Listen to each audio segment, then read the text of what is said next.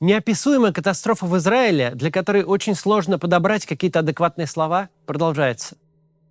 По мере вытеснения террористов с израильской территории открываются новые страшные свидетельства кровавых расправ. На месте музыкального фестиваля у границ сектора Газа найдены тела 260 погибших. Всего же по состоянию на сию минуту погибли никак не меньше 700 израильтян. Боевики заявляют, что в заложниках у них находится 130 человек, как военных, так и гражданских. Родственники пропавших без вести записывают видеообращения, чтобы добиться от террористов хотя бы информации о своих близких. Это того рода оцепенение, которое нам с вами можно сравнить только с 24 февраля прошлого года, когда ты просто видишь, как люди творят зло, хвастаются злом, упиваются злом. На этом месте опускаются руки, и твоя реальность дает трещину. Вроде надо что-то сказать, но ты как рыба, способен лишь беззвучно открывать рот.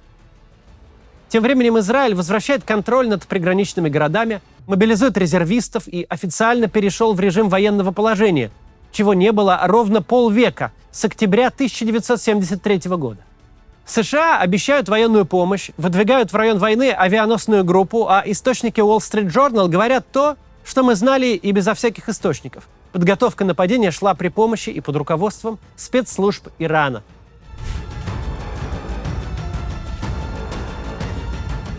Сегодня опять поговорим об Израиле.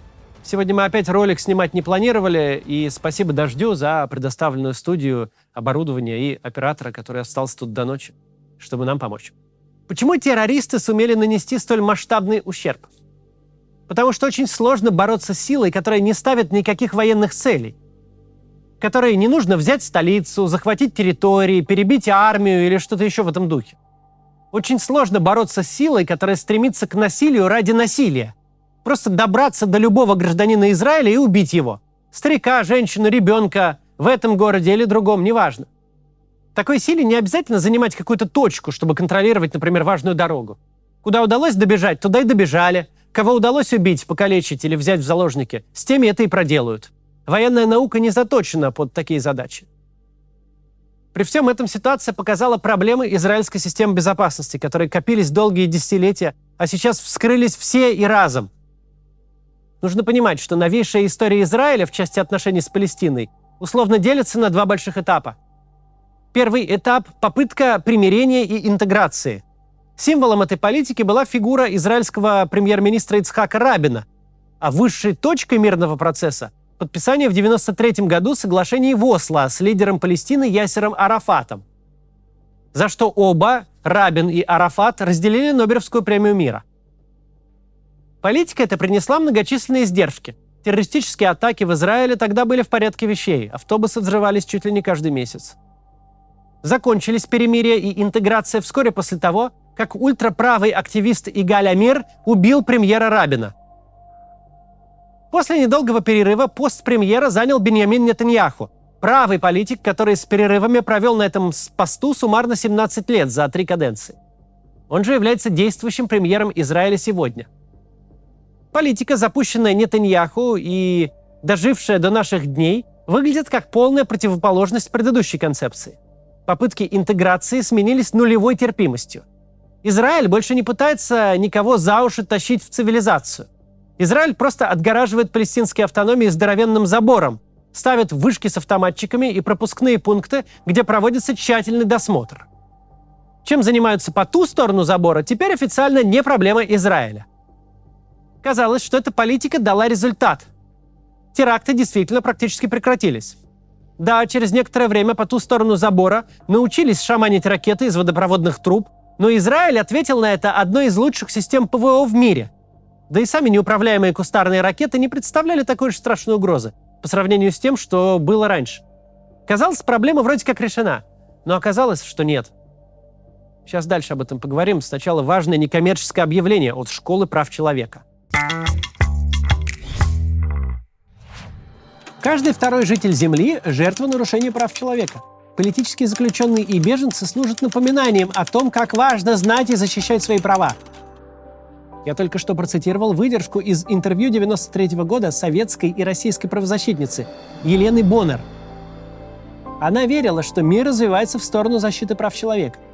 но сидеть и дожидаться радужных времен отказывалась. Вся ее жизнь была посвящена правозащите. Даже квартирой она делилась с нуждающимися. А теперь Школа прав человека и ее имени готова бесплатно обучить всех, кто хочет познакомиться с теорией прав человека и научиться применять ее на практике. Вашими лекторами и ведущими станут адвокаты и правозащитники из ОВД-Инфо, Мемориала, Теплиц социальных технологий. Лекции будут проходить онлайн на платформе Zoom в течение 3 месяцев, 1-2 раза в неделю. Участвовать вы сможете из любой точки России и мира. Вы узнаете историю прав человека, научитесь составлять обращения в госорганы, мониторить информацию и работать с данными. Юристом после обучения вы не станете, но понятие о том, как работают правозащитники из разных инициатив, у вас появится. Вы также получите возможность опробовать новые знания на практике. Сейчас Школа прав человека имени Елены Боннер как раз ищет новых учеников. Новый цикл начнется в октябре. Напомню, обучение бесплатное. Подать заявку вы сможете по ссылке в описании. Продолжим. Избиратели любят, когда политики предлагают осязаемые решения реальных проблем. Стена в этом смысле – идеальное политическое решение. Стена – объект физический, ее существование невозможно отрицать. Не может быть двух мнений. Политик обещал построить стену, политик построил стену. Вот она стоит, выглядит грозно, автоматчики на вышках вполне реальные. Решение проблемы путем ее огораживания никакой не израильский специалитет. Много раз по всему миру самые разные проблемы пытались решить таким способом, особенно Соединенные Штаты в этом постарались. Политик, предлагающий силовое решение проблемы, всегда будет выглядеть выигрышно на фоне конкурента, который что-то мямлет про интеграцию, инклюзивность и социальные программы. Как нам победить наркотрафик, например? Надо побольше сажать за торговлю наркотиками и давать сроки построже. Если это не помогает и наркотрафик лишь увеличивается, то значит недостаточно сажаем и сроки слишком маленькие. Спустя 40 лет такой политики вы занимаете первое место в мире по числу заключенных на душу населения. А к проблеме с наркотиками прибавилась беда посерьезнее. Ваши тюрьмы превратились в штаб-квартиры организованной преступности. Люди, сидевшие за травку, выходят на волю отпетыми злодеями и возвращаются обратно уже за убийство. В этот момент вы хватаетесь за голову и пытаетесь что-то делать. Смягчить, легализовать, реабилитировать. Но проблема уже есть, и она с вами на десятилетия. Или, скажем, не нравятся избирателям нелегальные мигранты из Мексики. Физическая стена на границе выглядит для этих избирателей как эффективное решение. Ведь со стеной пересекать границу сложнее, чем без нее. Тут сложно найти какие-то контраргументы. Правда, через некоторое время выясняется, что постройка стены дала ровно 3 эффекта. Во-первых, нарастила нелегальную миграцию количественно. Во-вторых, изменила ее качественно. Люди, прошедшие через такие испытания, теперь навсегда остаются в США и не возвращаются домой. В-третьих, на этом страшно обогатились наркокартели, которые теперь на нелегальной пассажироперевозке зарабатывают не хуже, чем на основной своей деятельности. Оба примера американские, но показанные закономерности работают в любой стране мира. И идея решить проблему путем физической изоляции, буквального или фигурального огораживания забором, такая идея интуитивно понятна. Политик, который ее предлагает, выглядит серьезно и решительно. Вот только всякий раз оказывается, что принцип «давайте отгородимся от проблемы стеной», тогда все наладится, не работает. Изоляция всегда приводит к разложению и радикализации. Люди, оставленные тушиться в собственном соку и бередить раны, превращаются в чудовищ. Неважно, в результате чего эта изоляция происходит. Из-за того, что правительство США построило стену, или из-за того, что какой-нибудь Владимир Путин сам себя посадил в бункер. Кроме того, а в случае Израиля это, видимо, один из важнейших факторов, изоляция проблемы дает ложное чувство безопасности. Если от всех нехороших людей мы физически отгородились стеной, если из-за вашего забора они никогда не вылезут, то что будут делать армия и спецслужбы? Тогда все, кто призван предотвращать угрозы и бороться с внешними вызовами, начнут расхолаживаться и подрастеряют форму.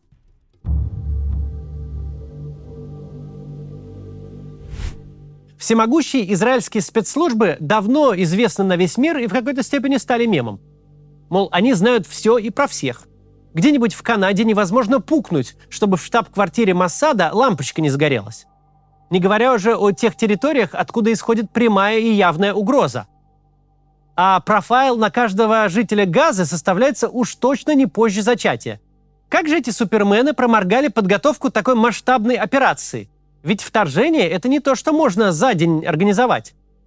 Это то, к чему долго готовились. собирали силы, оружие, технику, худо-бедно обучали свои эскадроны смерти. Об этом точно знало множество людей, и среди них каким-то образом не оказалось ни единого информатора израильских спецслужб. Никто не перехватил переговоры и переписку. В комнатах, где обсуждались планы, не висела прослушка. Как же так могло выйти? Тут может быть только два объяснения. Либо эти вот полуграмотные варвары, находящие удовольствие в публичном насилии над женщинами, невероятно прокачались в конспирации, либо что-то случилось с израильскими спецслужбами. А случилось с ними, видимо, вот что. Стена на пути информации. Очень сложно работать с непрозрачным черным ящиком, все щели в котором аккуратно законопачены. Спецслужбы все еще состоят из людей, а люди не имеют возможности работать с тем, чего не видят. Если основной источник угрозы наглухо заколочен, то с ним невозможна стандартная работа спецслужб. Инфильтрация агентами, слежка, прослушка, провокации, подкуп и шантаж. В результате спецслужбы утрачивают навыки, теряют контроль над ситуацией. И когда черный ящик взрывается и убивает кучу людей, вдруг оказывается, что ответственные органы были вообще без понятия, что там внутри происходит. То же касается и армии. Если армия физически отделена от самого своего вероятного противника, если считает, что забор решил все проблемы, то не имеет представления о силах и технических возможностях врага, о его планах. И можно не удивляться тому, что не сразу, не через год и не через 5, но через 20 лет, когда поколение военных полностью обновится, армия свою боеспособность по отношению к этой угрозе в значительной мере может утратить. Это понятная механика. Если профессионалы не имеют возможности заниматься профессиональной деятельностью, то в скором времени они перестают быть профессионалами. Будь вы трижды Усейн Болт, но посидите пару лет на диване, и даже в школьной спартакиаде вам будет нечего ловить. Армия и спецслужбы не на Луне живут, они часть общества. И если политики смогли внушить обществу чувство ложной безопасности из-за стоящей на границе стены, то и людям с оружием они тоже его внушили. В этом моменте возникает еще одна проблема безопасности, о которой мы много раз говорили по разным поводам применительно к России. Безопасность не может обанкротиться. Вот стоит забор, через него действительно никто не лазит, а на блокпостах проводится жесткий контроль. Терактов действительно стало меньше, чем когда забора не было. Из этого следует естественный вывод. Забор работает. Любой политик будет иметь бледный вид, если скажет в такой ситуации, что мы проблему не решаем, а совсем наоборот, откладываем ее на то время, когда проблема станет сильнее, а мы слабее. Какие у него доказательства? А у эффективности забора вот какие. Раньше автобусы взрывались, а забор построили, перестали взрываться. Это факт, а все остальное – пустое теоретизирование, треп. Когда же происходит то, что произошло сейчас, очень непросто сделать вывод, что стратегия огораживания и изоляции полностью провалилась. Очень непросто сказать «забор не работает».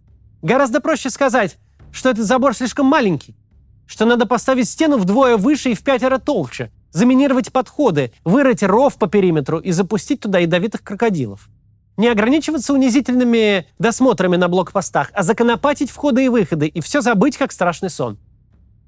Израиль реагирует на нападение вполне очевидным и, вероятно, единственно возможным в данной ситуации способом. В ответ на насилие применяет насилие. И дело не только в чувстве вполне праведной мести. Для Израиля, чьи соседи строят свою государственность на идее его полного уничтожения, показать слабость, показать, что такое в принципе прокатывает, равносильно смерти. Однако немедленная, жесткая реакция не приближает Израиль к ответу на вопрос, а что делать дальше? В секторе Газа проживает 2 миллиона человек. Это не какой-то бандитский квартал, где можно провести тотальную зачистку. Группировка Хамас на этой территории реально популярна и пользуется поддержкой значимого большинства. Это вам не оккупационная администрация, освобождение от которой жители воспримут с радостью. Да, у Израиля подавляющее военное преимущество. Да, верхушку Хамаса, видимо, в очередной раз все перебьют, как и тех вооруженных террористов, которые не успеют спрятаться. Но дальше-то что? Все вернется на круги своя, в замороженное состояние. 2 миллиона человек, инфицированные ненавистью, с детства убежденные, что нет большего счастья, чем убить еврея, будут и дальше жить в собственном закрытом мирке.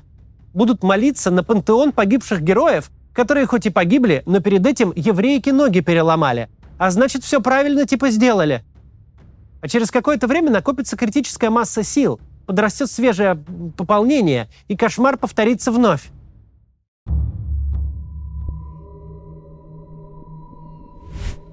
Сейчас, судя по соцсетям, немалое количество израильтян видит один выход из ситуации – превратить весь сектор Газа вместе с жителями в горящее поле, изрытое воронками, а как потухнет, залить бетоном для верности. Понятно, что это эмоции, и ничего такого не будет. Сахаль не будет этим заниматься. С этими людьми, которые ненавидят Израиль и только и ждут шанса устроить на него варварский набег с убийствами ради убийств, кровью ради крови, придется как-то дальше жить рядом. Жить с учетом того, что нынешняя реакция на агрессию, бомбежка и армейский рейд, если он будет, симпатии не прибавляют, а ненависть усиливают. Как выжить в тесной коммуналке с соседом, который только и ждет, когда ты спиной повернешься, чтобы воткнуть в нее топор? Если вы думаете, что у меня есть простой ответ на этот вопрос, то у меня его нет. Один простой ответ уже дали в начале 2000-х. Теперь за него пришел счет. Произошедшее с Израилем в последние 2,5 десятилетия говорит о том, что изоляция не работает. Никакую проблему ни с какими людьми вы не решите, отгородившись от них забором. Не решается проблема с преступностью, строительством новых тюрем. Совсем наоборот. Численность сидельцев и количество убийств будут на графике расти вместе. Крепостные стены на границе не мешают мигрантам приехать в вашу страну. Они мешают им уехать обратно. Невозможно исключить из реальности 2 миллиона человек, физически от них отгородившись. Сказав им «живите как хотите», воспитывайте террористов с детского сада, стройте у себя чудовищный режим, живите по средневековым соображениям о добре и зле, ненавидьте нас, но по свою сторону забора. Отныне при любых рассуждениях, что делать дальше, когда очередная зачистка Газа от террористов закончится, первым шагом нужно полностью исключить вариант отгородиться от проблемы. Вариант, в котором дверь агрессивного соседа по коммуналке можно забаррикадировать шкафом и забыть. Потому что сосед вернется не через дверь, так в окно, но уже не с топором, а с гранатометом. С этими людьми Израилю придется жить рядом. У Израиля настоящее государство, настоящие институты, здоровая общественная дискуссия. В палестинских анклавах ничего этого нет. Они не решат свои проблемы, не станут меньшей для Израиля угрозой самостоятельно. Эту проблему может решить только Израиль. Он тут взрослый. Такова реальность. Реальность эта может быть сколько угодно неприятной. Разговаривать с тем, кто хочет тебя грохнуть, вообще довольно мерзко. Только выбора-то тут нет. 2 миллиона человек на Луну не улетят. Этот ролик про Израиль. Мы тут не касаемся других тем. В общем, понятно, что не только Израилю придется решать, как уживаться с людьми, инфицированными ненавистью и привыкшими убивать.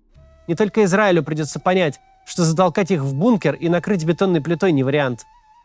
Да, это простое решение звучит хорошо. Да, в момент национального бедствия лучше быть политиком, который обещает затопить всех врагов в Марианской впадине. Сейчас каждому, кто будет рассуждать в том духе, что это сложная проблема, и Израилю придется как-то уживаться с этими людьми, ему будет очень непросто. За последние дни рухнула вся израильская система обеспечения безопасности своих граждан на своей территории. Таких потерь Израиль не нес 50 лет, да и в войнах Судного дня и шестидневной войны потери были сопоставимые с сегодняшними по количеству. Но тогда гибли военные. Столько мирных жителей Израиль не терял в своей истории никогда. То, что Израиль делал раньше, выглядело очень устойчивым, но, как оказалось, не работает.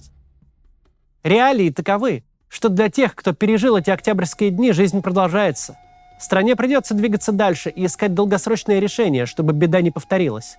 Решение незрелищное, компромиссное, без быстрого результата. Многим оно не понравится, но выбора все равно нет. Вся надежда тут на политическую систему Израиля, которая накопила массу проблем, но в базе своей осталась здоровой, и такое решение, может быть, и найдет. До завтра.